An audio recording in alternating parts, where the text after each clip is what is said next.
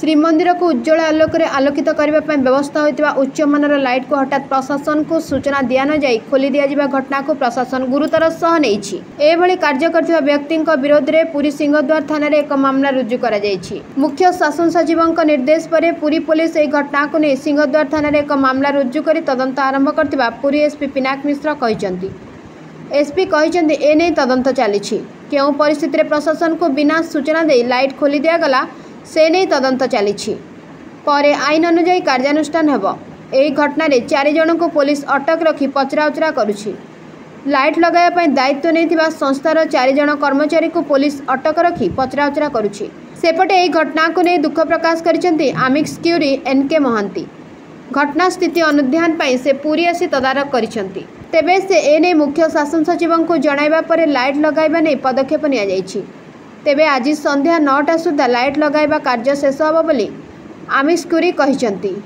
तेबे श्रीमंदिर मरामती कार्य मध्य तदारक करथिले एनके महांती। से कहिथिले श्रीमंदिर सबु मरामती और रक्षणाबेक्षण कार्य ठीक रे चलीछि। सेहीपरि गुंडीचा मंदिर मरामती कार्य खूब शीघ्र शेष होबो। आगामी दिन में यह भक्तों पर खोलिबो बोली आमिष क्यूरी कहिसेंती।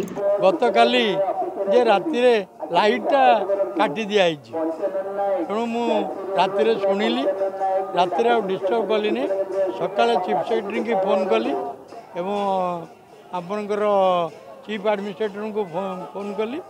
चीफ सेक्रेटरी कहले आम तुरंत स्टेप नौ आप किसी व्यस्त हवा दरकार।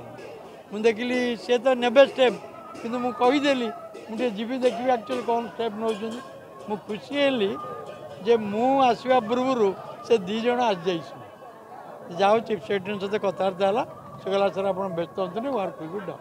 तापर मुझे बुलिक देखिली जे कम जो लाइट कमटा के दूर जाइए बर्तमान से कम दे कम आज राति 9टा 10टा सुधा लाइट कम सरी जी खोली नहीं ना एफआईआर कर एफआईआर कपिटा एफआईआर कर एफआईआर जो डिटेल इनक्वारी एवं चीफ सेक्रेटरी गोटे इनक्वारी करने भी कहीदे।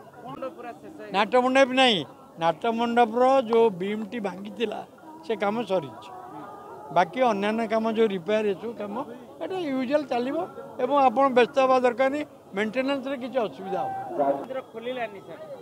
खोल कम चली मुझे शुणिली एनसीपाल कहते गुंडा मंदिर कम चंचल सर